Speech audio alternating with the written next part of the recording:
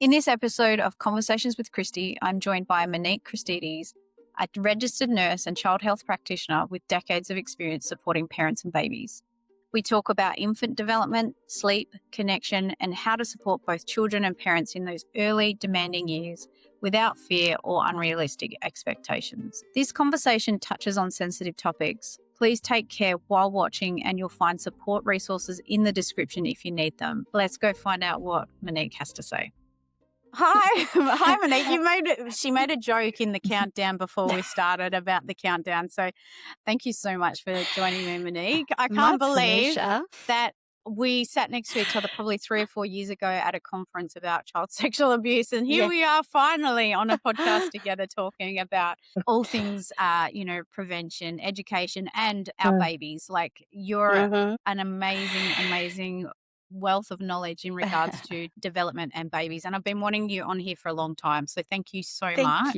Thank you for having me, Kristi. You're Absolutely welcome. delighted to be on. I know, and I wish we could have been in person, but it's so hard to I don't have a studio yet or anything like that. Did you notice I said yeah? Yes, that's good. Manifesting. Yeah.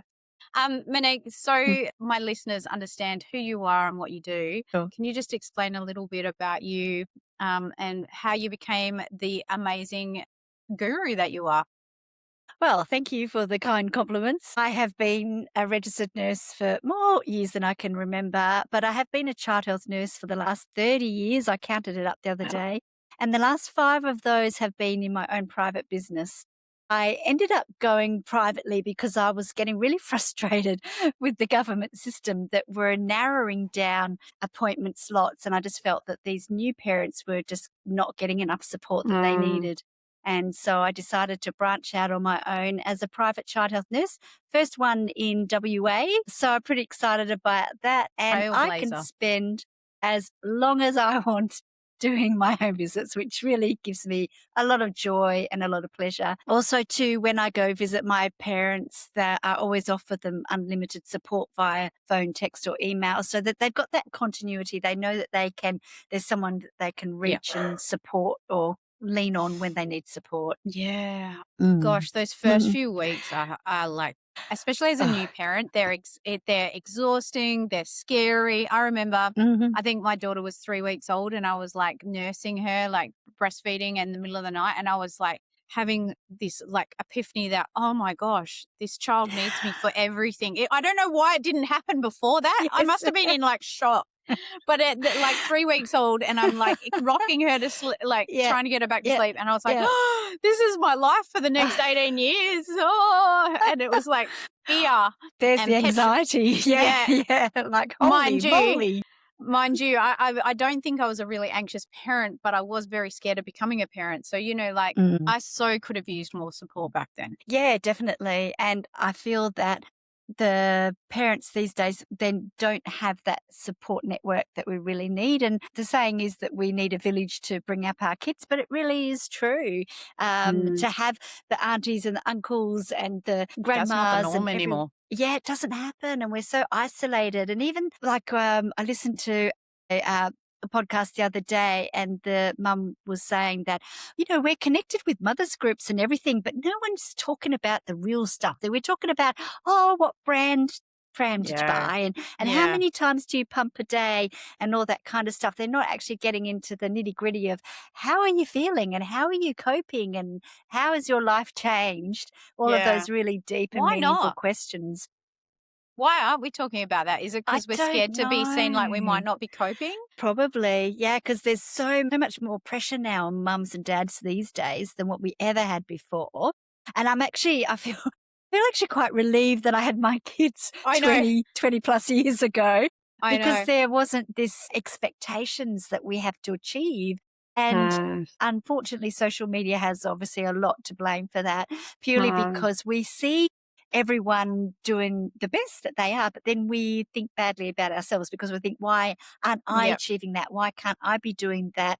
And we get all down on ourselves, which is not the way to go at all. Yeah, I'm on the other side of the spectrum now. Like my child's nearly an adult and all of the things. And I even feel sorry for parents today because, my daughter was born around the conception of basically Facebook. So, I didn't have that Facebook or that Instagram, like perfect, like everything needs to look great. Everything is all that. And I was quite isolated, and I didn't feel like yes, I listened too much to people, and I did, some of it. And I mean, let's have a chat about this, because I know from my perspective, my mum said, don't pick your baby up during the night. Don't, she was very old school. You don't rock your baby to sleep.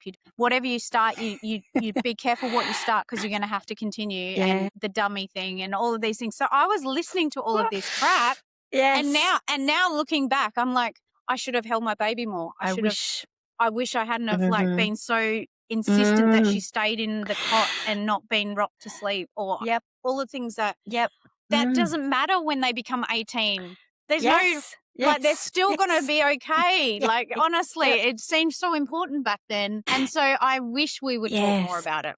Yeah. And that's because your mum's come from the generation where the lens was through a behaviourist lens, where people were looking at the behaviour of the babies and the kids. And once again, what is lingering on these days is that how uncomfortable we feel when a baby cries. And that's from the behaviouralists. They're like, oh, if your baby's crying, then you're a bad mum because you can't shut it up, which is not what I promote at all. What I say to the mums when I do a home visit is like, when your baby cries, they're talking to you. This is how they talk to us. This is how they express themselves.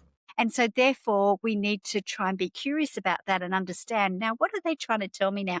Not just quickly plug the dummy in to shut them up. And so that's where your mum's come from. She's come from that generation where the doctors in the white coats all of a sudden made sleep become a speciality.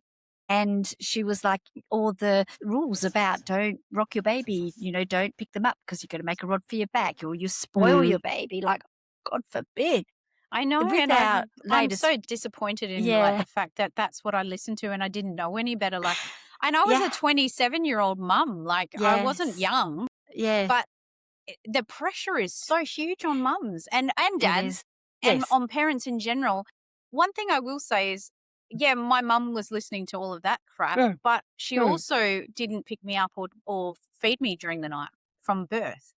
And from that birth. is, wow. So she told me about this recently because, I'm 45 now. No wonder I'm scared to complain. Because if I just got ignored. Exactly. I don't want people to ignore me. But how did she cope with that? Like, you would have been screaming. I only did it for a week, she said. She said I woke up in the night for a week and then that was it. Yeah, which is horrendous. And I don't say this very regularly, but I didn't realize until like in the last 2 years that I have disordered eating. And so disordered eating, can be like, I won't eat until I'm starving and then I'll gorge and, I'm not like looking for anyone like sympathy or anything, but I think it stems back from there because I was never fed when I was crying. Yeah. Yes. Yeah. The investigating, being curious. How come I've got that now? Why is that so important for me now? Yeah. Exactly. But my heart breaks for you, but it also breaks Little for baby your Kristi. mum. Because also too, like I'm sure that while she was doing it, she was doubting herself as well. But because the professionals had told her that was the way to do it, she just stuck to her guns. Her mum told her to do it. Her mum, which was born in the 30s or something like that, and like, so the thing is that I think you are so important.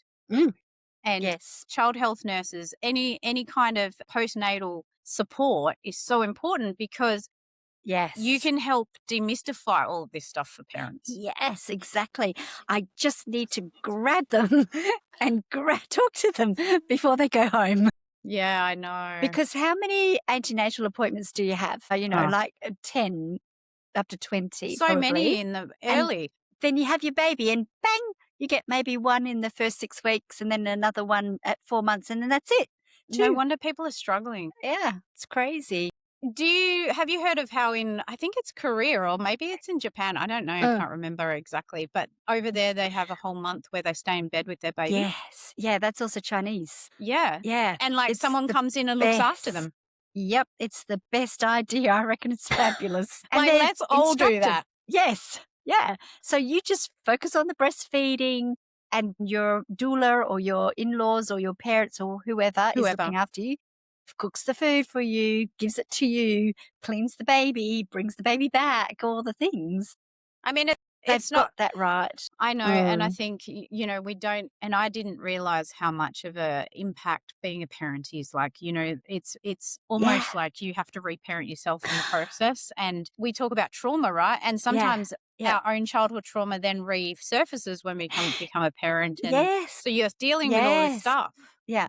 But did you know the latest research actually says that when we have our babies, we're actually birthing ourselves as well with a Wow. new brain, which is Yeah. incredible. So we've got our brain actually sheds off all the information and the connections that we don't use regularly on a daily basis, which is why we, as mums, we go, oh my God, I've got breastfeeding Mummy brain. I brain. can't think of anything. What is going on?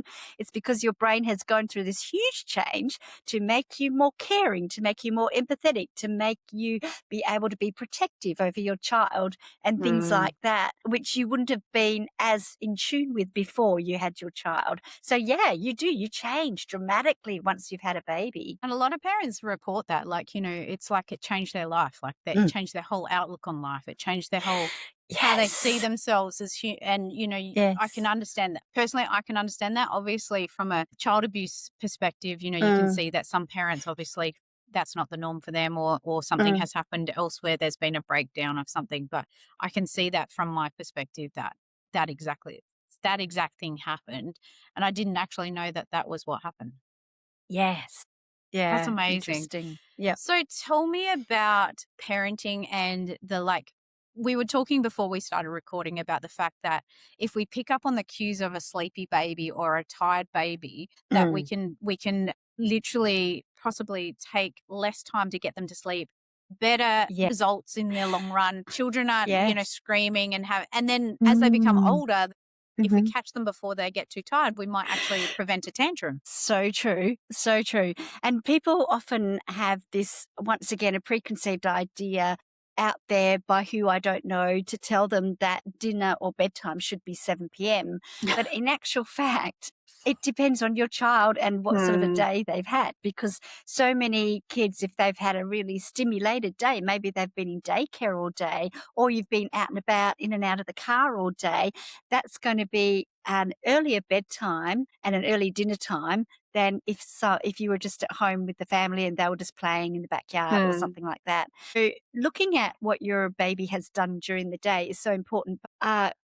Understanding your child's tired cues is probably the biggest, most effective thing you can do to put your baby to bed and have a successful bed put down or sleep time. And not ignoring it to Yes. Yes. Yeah. And so one of the things, so I do have a downloadable on my website on tired cues that you can get for free. But one of the things that we always miss is if the baby looks bored. Because we go, oh, you're bored. Quick, let's move you shake another toy in front of your Yeah. face or change position or something. Stop. That's the baby saying to you, I'm tired now. I need to Yeah. have a break and need to have a lie down. So we're often misinterpreting the tired cries or tired signs as well.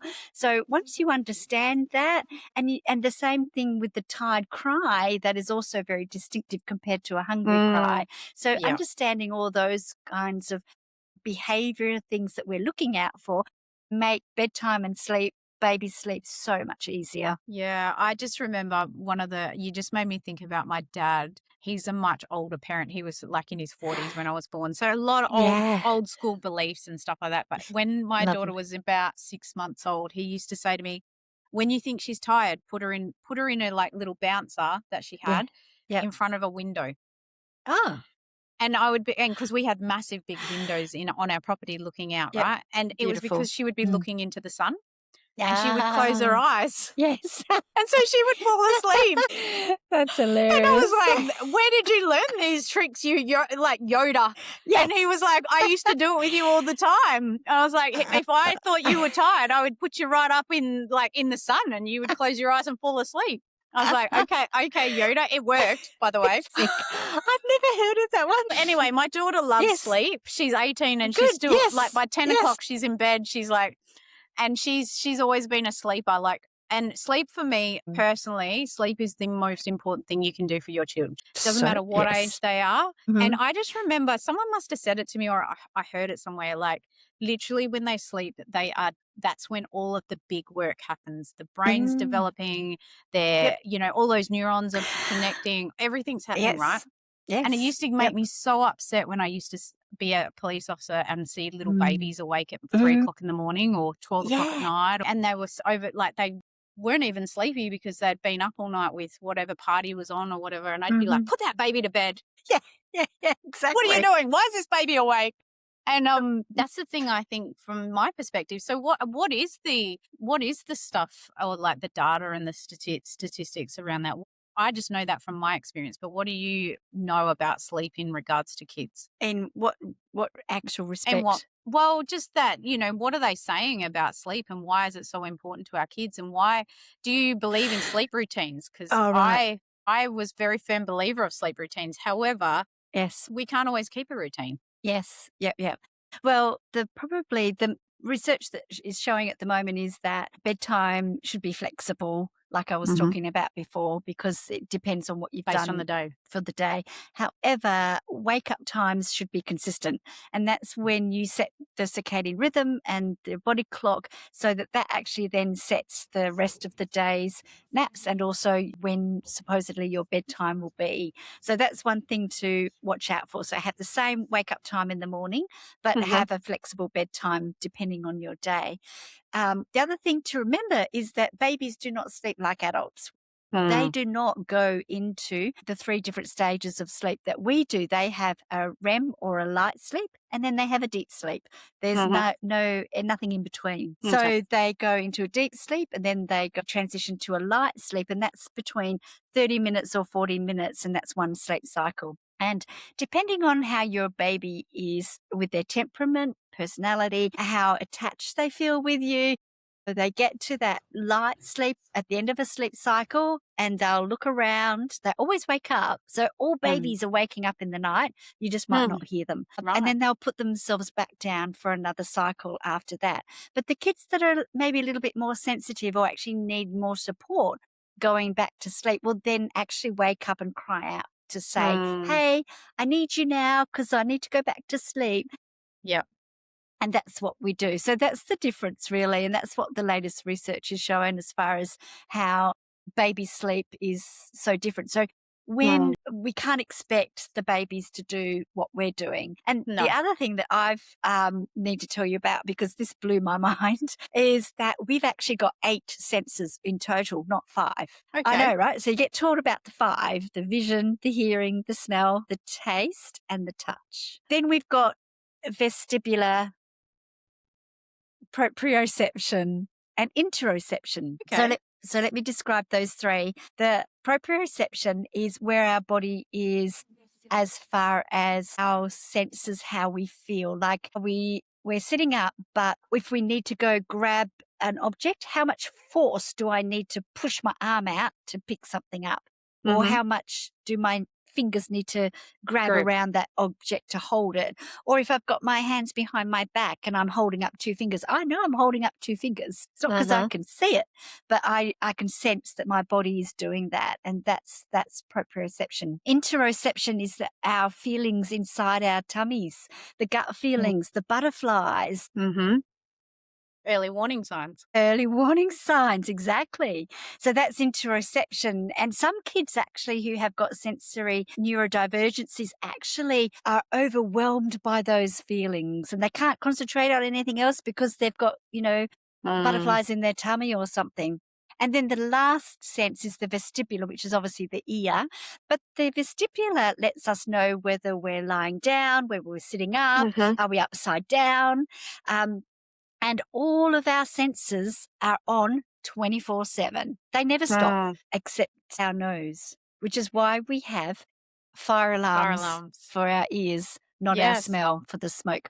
So when we've done the great job and our baby is dead asleep in our arms, and they're so like you lift up their hand and it flops back down, and like, yep, they're asleep. And you very carefully put them into the bassinet or the cot, and then 10 minutes later, they're awake. You know why that is? Is because their vestibular has actually woken them up to say, you have moved your position. You need to check it out that you are safe. Yep. Because babies have got a very primitive brain, and basically the safety is all that they're about. And that's why it's so important that we are there connecting, our nervous systems are connecting together, because that's what helps them keep safe. Feel safe. But if they know they've moved position, they almost wake up and go, my gosh, what else has happened? Yeah. Help. And so they Yep. wake up. So it's super important that when we do pop our babies down in the cot, one, that we don't walk away from them and let them do it themselves, but we're there supporting them through that whole process, and they're calm, so that when they do stir at the end of that light sleep stage, they look around and they go, oh yeah, everything's still the same. I'm still in the same position I was in the previous sleep cycle. I can go back down for another sleep cycle. And then your baby's more likely to carry on sleeping through the night. Yeah. Even though they have disturbed, they just haven't called out for us because they didn't need our help in that moment. Because they didn't wake up and where am I? What am I Yes, doing? Like this strange exactly. space and the strange, Yes. I was in arms before and now I'm Yes. yeah, Yeah. okay. Yeah. Well, it's interesting that you point all that out, because I had a baby who slept all through the night from 3 months old, and it makes me think that maybe I intuitively did something right in that Yes. space, because Yes. I used to wake her up about 10 o'clock and feed her, and then I would put her Yeah. down, and like she would just, so something Happy. there must have Yes. been okay. Yep. I'm But she really felt safe. I think that that's she the felt main safe. thing. I'm really intrigued because I feel like I listened to this amazing lecture from a doctor, and she's coming on my podcast, and I can't wait. And she was talking about all of that vestibular interoception, yeah. And she was talking about that, and what I was really intrigued by is that what you said was, a lot of parents, because we don't understand this, right? This is not taught to parents, right? And people No. don't know it. So when our baby's not sleeping, we're sleep deprived, we're sad because we're like, all we want is for you to be happy, Yes. and We're why exhausted. is my baby not sleeping? Why is my baby crying all the time? Is because we don't really understand that the development of children, and that Yes. literally the first 12 months is all about survival Yes, it is. That's right. and safety. And what's even worse is that because we don't have the narrative around how their brains work, we start personalizing it, and we think they're doing it deliberately to piss us off. I've heard that so many times when parents go, oh, they're just crying to piss me off. And I was like, no, they're not. Babies don't work that way, people. Exactly. They don't have that frontal cortex, which would mean that they were plotting and scheming and Yeah. working out what's the worst way to get you. Yeah. That comes later, Maybe, but hopefully not. No, hopefully not. But yeah, it's the case of the baby's brain is very primitive, and the first two parts of the brain that develops and matures initially is the relationship center and the emotional center. Everything else comes later. Some adults I know even still haven't developed their frontal cortex properly. They're still making stupid decisions. I think my husband's didn't develop until 40. I actually said that to him the other day. I'm like, seriously, I don't reckon you actually fully developed until you're 40. And no word of a lie, I reckon that's the truth. How did he cope with that? He knows. He's got ADHD and autism, and it's been he used to call himself Peter Pan, like, I'm never going to grow up. And I'm like, fully, mate, you have to grow up. Yeah. But, like, as a parent of an adult man-child, Yes. I was very much, I didn't know this stuff either. It's only through my last 16 years of this work that I've realized that, sometimes we actually do more harm than good by helping, like in the relationship side of things with your spouse. If we continue to allow, it continues to happen, right? Yes. But when it comes to children, that's a different story. They're children. So true. They're children. Yeah, it's almost like we expect a different level of standard of behavior from our kids compared to our adults.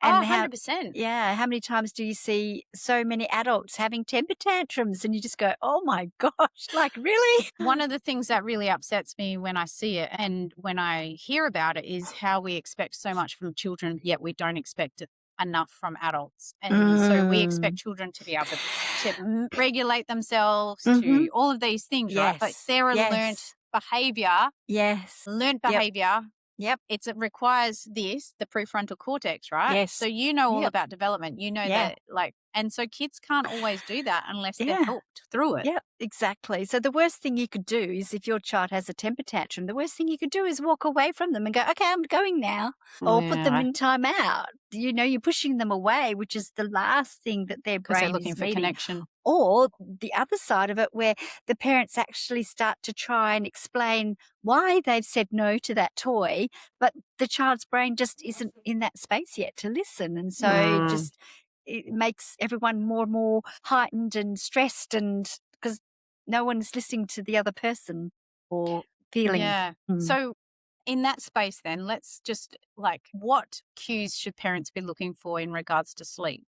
Because and also that connection piece, because I don't think I've been talking all week about connection on my LinkedIn and on social medias about the fact that there's 3 types of conditions that exist in order for abuse to happen, right? The first one is naivety of the child, because they don't understand what's happening, and that's on us, not on the child. The Yes. second one is the power imbalance. We've got to remember that as Mhm. adults and parents, we are actually have all control and children have none, even though Yes. sometimes we think that they are trying to control us. And Yes. third of all, it is about the fact that the lack of connection between a safe adult and the child.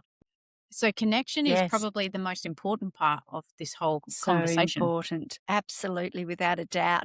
And the way that you connect with your child is actually to respect them. Your child has they're born with their own personality. They chose you to be their mum and dad. They've chosen you. And I do believe that a lot of our kids are old souls. You know, they're back on this earth for another time. And they're like the kids that like don't want to do any purees. They just want to go straight to finger foods. It's like, They're like, okay, I yeah. don't want to do that. Yeah, I don't want to do yeah, that again. yeah, exactly. Didn't like it the Yeah, first time. Let's yeah, go. yeah, that's right. And so what we need to be thinking about is actually relating to our child rather than being their parent. We want to have like you said, a relationship with our child, because that is how they're going to feel most supported and most validated as well.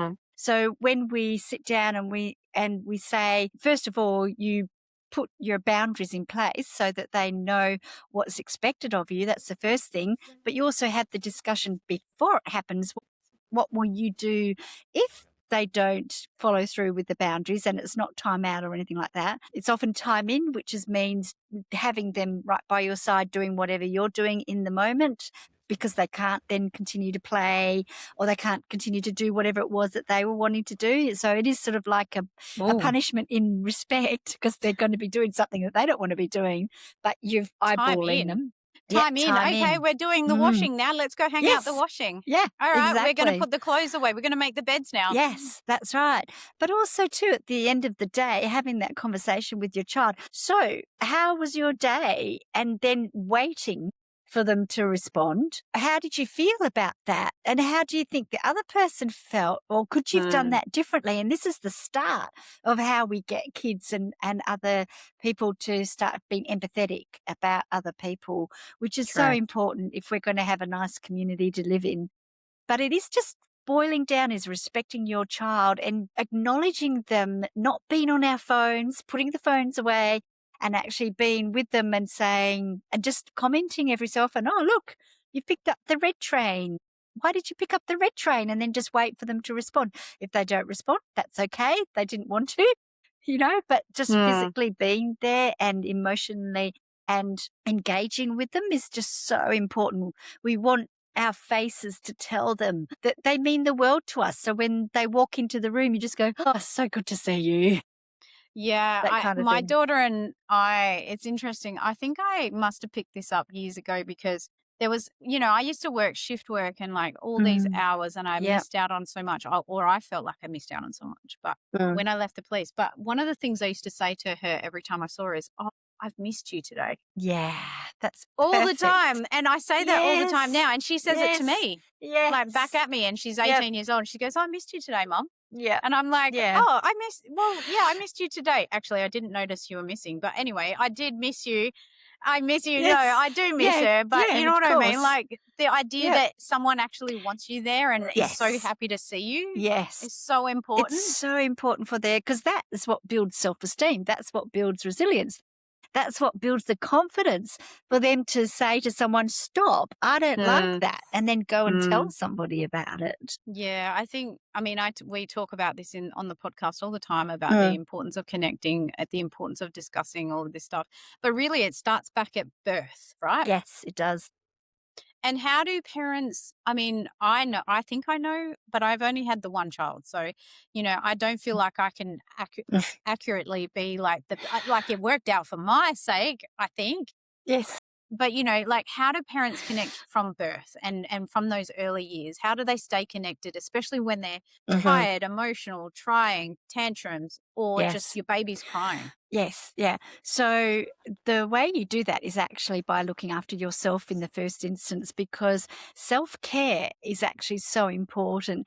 I've read some research to actually say that you're, as you were saying, exhausted, you're desperate for a holiday and there's no way you haven't got the money to go on a holiday, but you so need that holiday, right, for your own mental health. They actually say if you visualize whatever holiday that is that you wanted to go on, whether it's by the beach, by the pool, in the snow, or hiking in the rainforest, wherever that is, if you actually visualize it and imagine you doing it in the moment, the release of dopamine in your brain actually gives you that little bit of respite that actually resets your brain to actually think you actually have had a holiday, which is absolutely amazing. So when we do self-care, we automatically then become better parents because we're more patient. So Yeah. it's super important to think about ourselves in the first instance, like the old, when we're on the plane and the oxygen masks drop down, that they say put it on yourself first before you put it on and help other people. Because Yeah. when you're regulated, you can then The help baby the others. regulate. Exactly. So self-care is so important. And whatever that looks like, it might be if you say you're a single mum or a single parent, it might be just doing that when you put the baby down for a sleep for 10 minutes, you just sit by yourself and you visualize that holiday that you so want and how you're going to be and how you're going to feel and how you're going to get sunburned or all Yeah. the things. And then you go and do your chores, but you've had that little bit of a break and it doesn't need to be long. 10 minutes here and there is all that you need. Or on that same notion, even just doing some deep breathing helps as well. I've got my own sleep program called BaaBaa Baby Sleep. And in that is that I always suggest to the parents that we hum to our babies rather than shushing. I don't like shushing at all because shushing is, I feel, so patronizing and Dismissive. dismissive. Yes, because remember that the baby's cries are them talking to you and Yeah. that's how It's they're like being told to communicating shut with up. you. And you're basically saying, yeah, I don't want to listen to you, shush. Or you plug the dummy in and go, shush, shush, shush. You're telling that baby that what they're saying doesn't matter to you. Which, like, if I was talking now and you went, shh, I'd be like, excuse me? Yeah. Who do you think It's you also are? like very, I mean, look, don't get me wrong. I'll put hand on heart when I have shushed my own child. Oh, I've I've shushed shushed my too husband. because it's instinctive, right? So you hum Yes. instead. And the reason is twofold with humming. Humming is so brilliant. One, that it's a primitive sound. So when we hum, we get the vibrations and the babies stop crying and listen. It's just amazing how it works. Dads are better at it than we are because they've got the deeper voice and Yeah. the babies immediately just stop.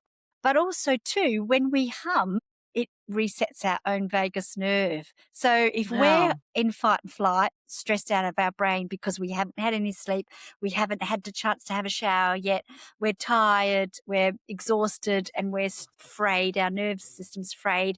When we hum, our vagus nerves calms down automatically. And when mum is calm, baby Everyone's will be calm. In fact, my family say that all the time. Even now, they say things like, when you are not okay, the whole house is not okay. Like even now my family's grown up and stuff, they're like, when you are like losing it, you got anxiety, PTSD, whatever's going on for you, everyone in the house is like, shit. Yeah. Yeah. And it's still to this day, it's still happening now. And so I'm very mindful. And my family's really good at calling me out what's going on. Yeah, good. We can feel That's it. good. And we can feel it Yes. because we're a connected family. We can feel it in each other anyway. And sometimes Yeah. it's like, dude, what the hell? Go on, like, do you want to talk or like go for a walk? Yes. Yeah, exactly. Yes. But yeah, like, yeah. So Mm. one of the things that you said really interestingly, well, one of the things, so humming is one of them. Mm. And I love that. I wish I had known that instead of like, shh, shh, shh. Yeah. Yep. Yeah. Because I always sung to my baby when she was little. I love that. And I don't Yes. even remember what I sang to her, but I remember singing to her a lot. And maybe I made stuff up. I don't know. Yeah. Even But better. is it okay to leave babies to cry? Because Mm. I remember like putting my baby down. She was safe in her cot, and I had to have a shower, so I was just leaving her to cry. Like I'm not right. I was not that type of parent that was like, oh my god, my baby's crying. I've got to go and stand over her and like settle her Yes. Yeah. Yeah. It's not bad to leave your baby to for a cry. short period. But no, but it depends on what sort of cry as the baby got, because not every cry is not an attachment seeking cry. And that's what we also tend to forget about, because parents these days are hearing their baby cry and immediately going to them to pick them up and calm them, when in actual fact the baby might have been doing the resettling cry, where the baby's just doing a little bit of a whinge but doesn't need any help as per se. When you're listening to your baby's cries and you're being curious about what they're trying to tell you, you very quickly work out that, oh, they're just getting settled, or, oh, they're a grumpy bum today and they're having a whinge. They're angry at me because I'm doing something different than what they're used to and expected. Or, oh, it's a hungry cry, or no, this is the tired cry. And then when they're hysterical, yes, this is the attachment seeking cry. Oh my gosh. And you'll know because your tummy just does somersaults and is saying, pick up the baby, pick up the baby. So, yeah, you go and have a shower, and it doesn't matter if the baby's crying when you're having a shower, because it's more than likely that the baby is just talking to themselves or yelling out or going, hey, mum, where are you? But they don't need you in that moment. No, and I always remembered thinking, well, she's safe. Yes. I've just changed her. She just had a bottle. Like she's got everything sorted. So I don't actually need to be there right in this minute. Yes. Yes, exactly. But remember too that you're looking at that from the physical lens rather than the emotional lens. So sometimes they do cry because they do need that emotional connection. But then that's when the attachment seeking cry would come out and you would feel it. Oh my goodness. I remember driving. I used to live like 60 kilometers outside of like Perth. And so, wow. Yes. So I was up in the hills and it was miles away. And so everywhere we went was an hour, right? So you're driving to the shops, it's an hour. If you're driving home, it's an hour. And I remember she was in her car seat facing backwards. We were driving. She started crying and it was like, I am half an hour from home. You're just going to have to deal with it. Yes, yes. And I was like turning the radio up and she was going higher. It was like a full on like competition between the radio and her. And it wasn't on purpose. Like I wasn't doing it on purpose. I was just like, I have to get home. I can't pull over. It was 40 degrees or something stupid. Over.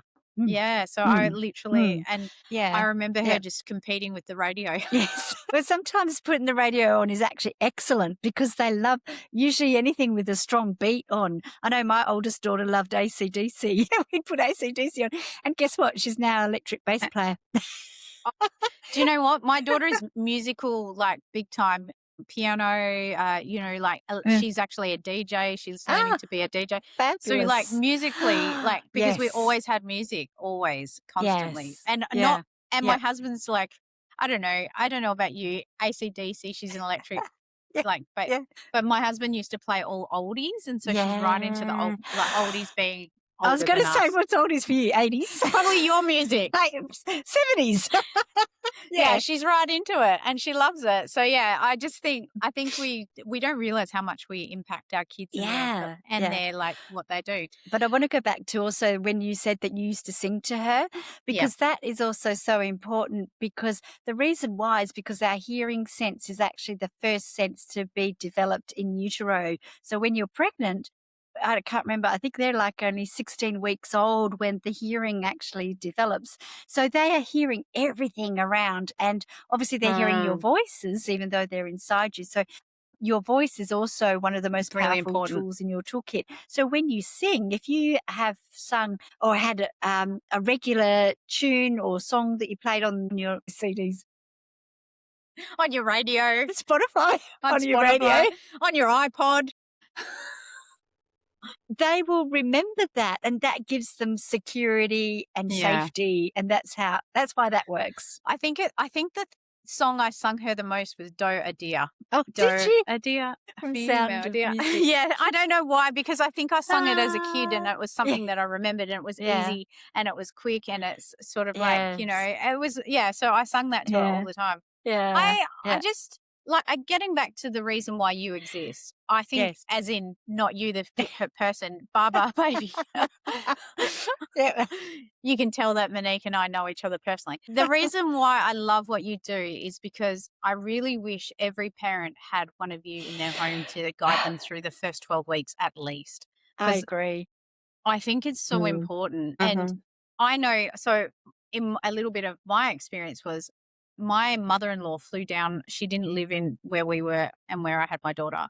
She flew down and she spent the first week with us, and it was hell. And the reason why it was hell was because I was trying to connect with my baby. And she was in there, trying to be the grandparent and interrupting like everything and trying to do everything and be there because she had to fly back out again, right? And I will never forgive her for this, but she ended up ringing my sister-in-law or stepsister and saying, I think she's got postnatal depression, because I cried every day because all I wanted was to spend time with my baby, and she was taking over, right? And I will never do that to my child ever. If she ends up having kids, it's her decision. But if she ever has children, I will be a support, not interrupt and take over. And one of the things that I really recommend to parents is to be really, I wish I had have set boundaries before I had her. Yes, exactly. I really wish I had a set boundaries, but I didn't know any better. Yeah, exactly. And she was your mother-in-law, so you were respectful of what she was trying to do. And then my mum said things and my stepmom said things, and like I had all of these old beliefs. I really wish I had have had the courage and that. I wish they had have been more respectful of me too. Yes. Yeah, definitely. But this is where how knowledge goes a long way. Yeah. Back in those days, we didn't have that knowledge that we do have now. So that's why I always say we can do parenting so much better now than what we did 20 years ago. So let's be better. Let's do better than what our parents did. But a lot of that boils down to triggers, because as a child in certain circumstances where we acknowledged when that happened. If we weren't acknowledged, then this is going to be a trigger for us. Now, when our child does that to us and we'll just fly off the handle or something. But if we're aware of what our triggers are, if we go and do the Circle of Security parenting course, which I really promote, if you do that, you start to learn about yourself more and how you were parented. Not that we were saying our parents not necessarily did a bad job, but in that situation, they did the best that they could. And that's all we really can ask of anybody, is to do the best that we could, as long as it's covered in love and spoiling. With respect. And respect, exactly. And I think also, like, coming back to child safety and what I talk about, and like, that protective factors is, it's really important that we respect children's bodily autonomy. But not only that, some of our relationships with our own parents, there was none of that shown to us. So we get to change that within our relationships with our own children. We get to respect their bodily autonomy. We get to model what consent looks like. We get to model what safe and healthy relationships look like. And through all of those relationships, through our relationship with our child. Yes. And I've got this perfect example just to show you how damaging that can be when, in this scenario, the grandparent was only thinking that she was doing the best for the new mum, but the mum went and stayed with them because she had her second child and her first child was 2.5 and they'd never been apart from each other before. She went and had the new baby, and the grandparent would physically take the toddler away to do stuff while the mum woke up and either breastfed the baby or did something with the baby. But the mum actually wanted her toddler to be with her Involved. because they were so together and knitted a close-knit family. And the toddler grew up with this separation anxiety and also now not sleeping because of that Regression. separation from mum that has never happened before. And the mum had really big questions like, I don't understand why she kept wanting to pull him away from me and things like that. But same with you. She had that older respect for her and felt that she couldn't speak up or say anything in the moment. Yeah, you do But sometimes. I yeah, really do know that from my experiences. You do feel like they must know better because they've been a yeah, parent and stuff. yep, But I exactly. think one of the things that if I had my time again, I would wish I had have respected my own intuition and my own gut Yes, feelings and stood up for yes. myself. So important. Absolutely. And we've lost that skill of listening to our own intuition and our own gut feelings, but it is so important. Absolutely. Do you Mm, think what do you see when you deal with families? Like, you're obviously getting families to come to you they come mm. to you with, like, in crisis mode most of the time, is that right? Yeah, it's usually a lot of it is sleep consultations that I'm doing where the parents have basically are at the end of their rope because they might even be co-sleeping, but the baby still isn't even settling when they're co-sleeping, which is crazy. And there's no other options left for them. Like, what are their options? A lot of people and families these days see the word sleep training as a bad word, but in actual fact, I want to reshape that because sleep training is just basically giving you ideas and other things to look at within that process. It's not cried out, it's not controlled crying or gentle sleep or any of the things that it's marketed by. It is just giving your baby a good sleep environment and giving you the Mm. education to understand how and why they're falling asleep and things like that. But parents are often at the end of the tether and they feel torn because on one hand you've got the group of parents that go, no, cry it out's fine, just put them in, you know they're safe, just close the door and walk away, be busy, do something so you can't hear them. And then you've got the other side of the pendulum that's actually saying, don't let your baby cry. If the baby cries, you're not doing your job right. And my baby's Mm. never cried once in their life, and all those kinds of things. And the term is conscious parenting, but the pendulum swung too far the other way to actually make the parents feel guilty. And we're missing that middle point, which is listening to ourselves and listening to our own gut intuitions about what Mm. we want to do. How do we want to parent? And each family is so different and unique. So I never do a one size fits all thing because there's so many different aspects that you've got to look Yeah. at with the child. And also, I mean, I learnt this very long time ago, but also I'm very respectful of the fact that, there is not a one size fits all Um, parenting, model. yes. All of our children are their own unique individuals and, Yes. what works for one doesn't work for the other. I think also we need to be reminded that our children aren't like their children.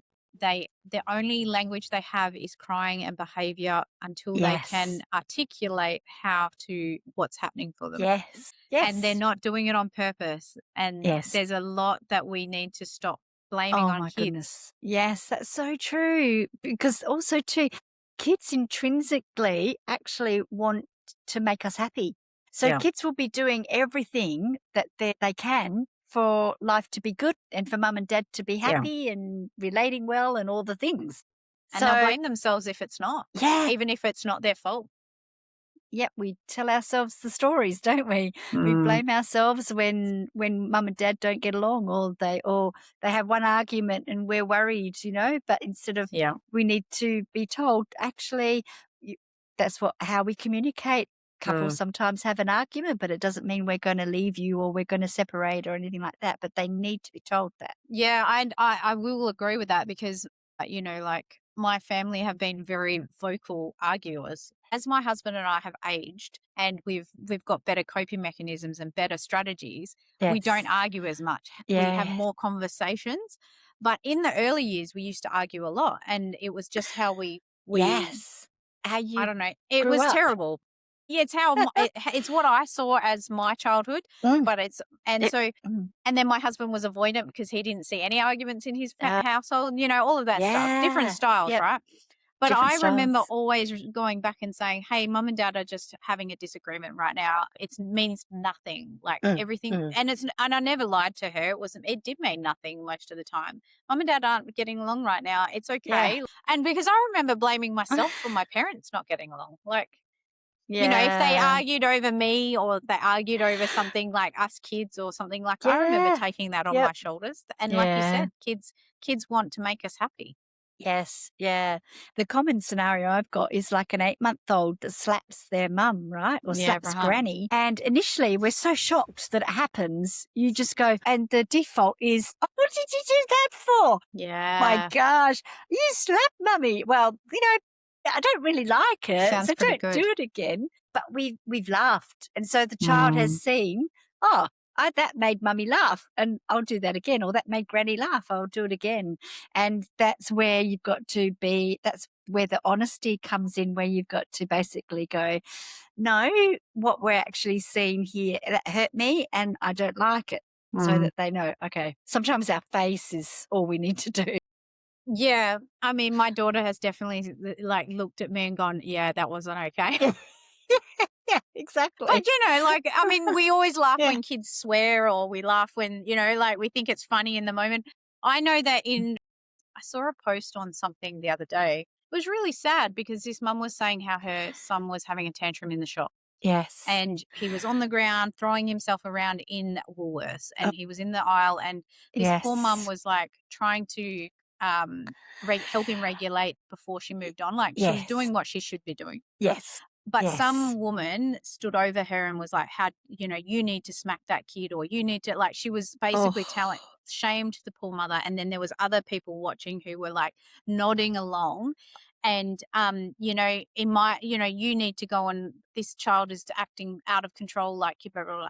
And I just, Mm. like, when I read Yep. it, I felt Yep. so bad for that parent because Yes. when I see kids behavior and it's like obviously not ideal, I'm like Mhm. just feeling so much compassion for that parent in that Yes. moment. I'm like, Yep. if I was brave enough, I would say, hey, you got this. Don't just keep doing what you're doing. I should Yeah. probably You speak up should more do often. that. Yeah, But because that would mean the world to them. but I think people like we get so frozen when our kids are behaving Mhm. poorly or like because they're just showing us what Yes.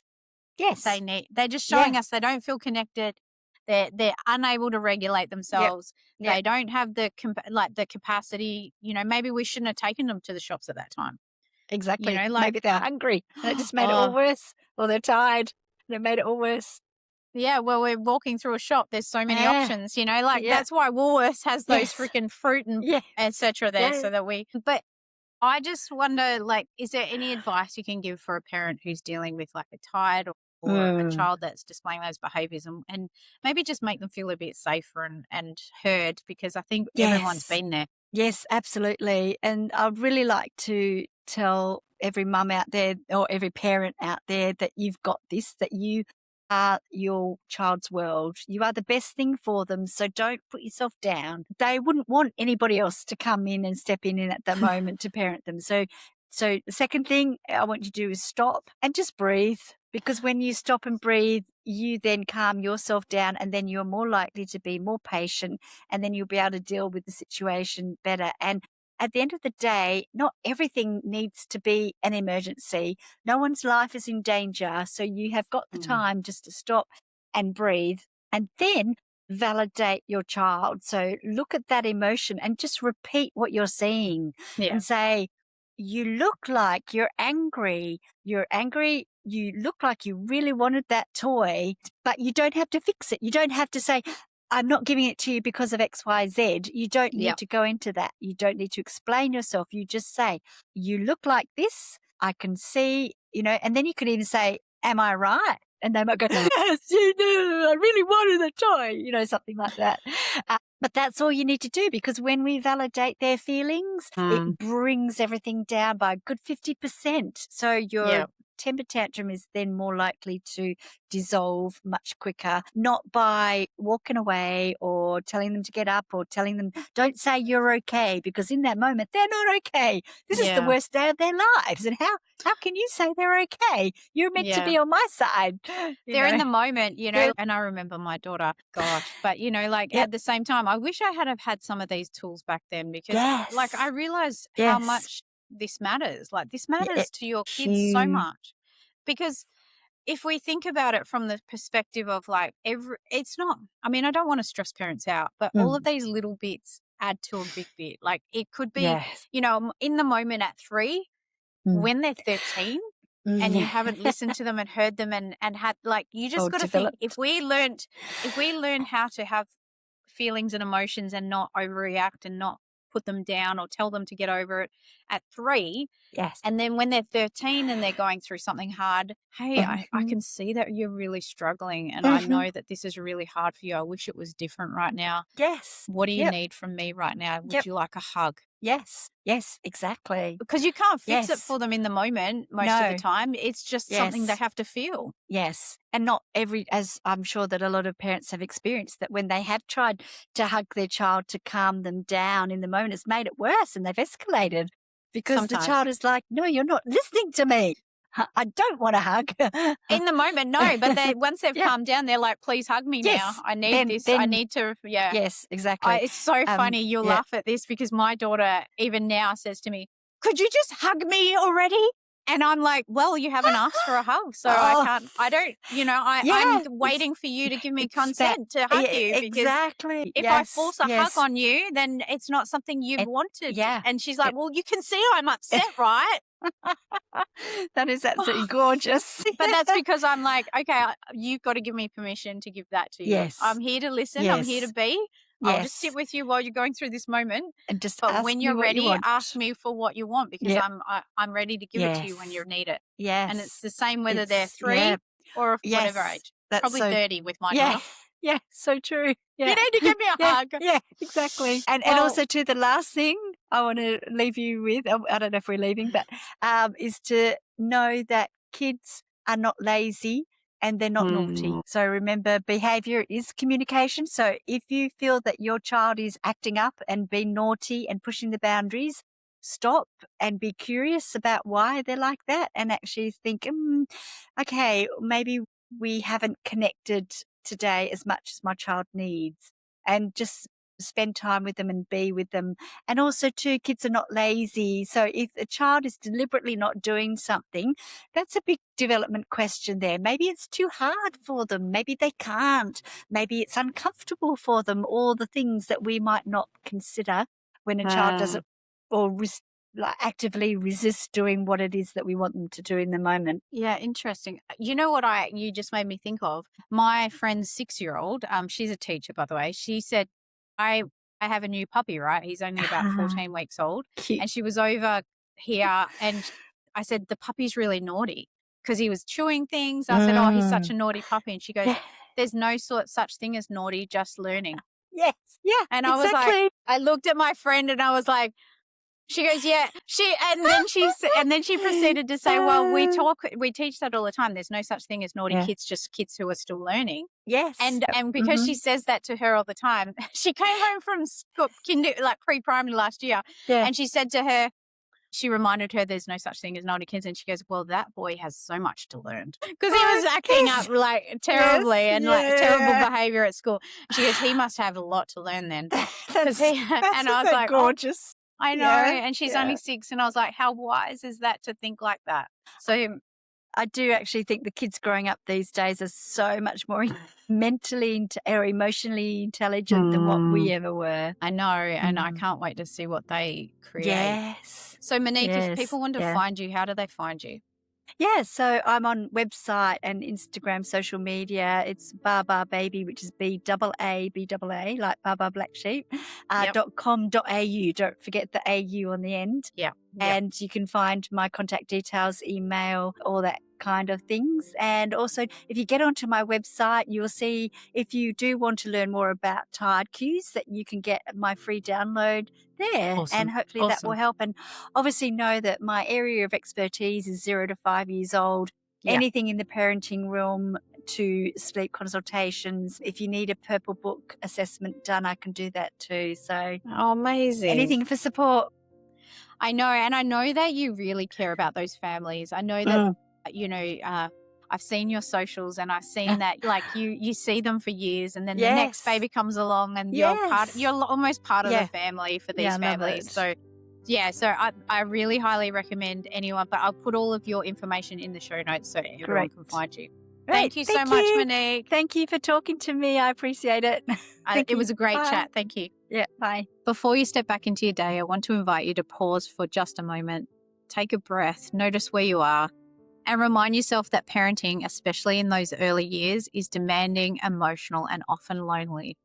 If anything in today's conversation stirred something for you, please know that you're not alone. Support resources are included in the show notes if you or someone you know might need them. And if you're listening as a parent, I want you to hear this clearly. You don't need to be perfect. You don't need to have all the answers. Your presence, your care, and your willingness to stay connected matter more than you realize. Thank you for being here and for sitting with a conversation like this. Take care of yourself, and I'll see you next time.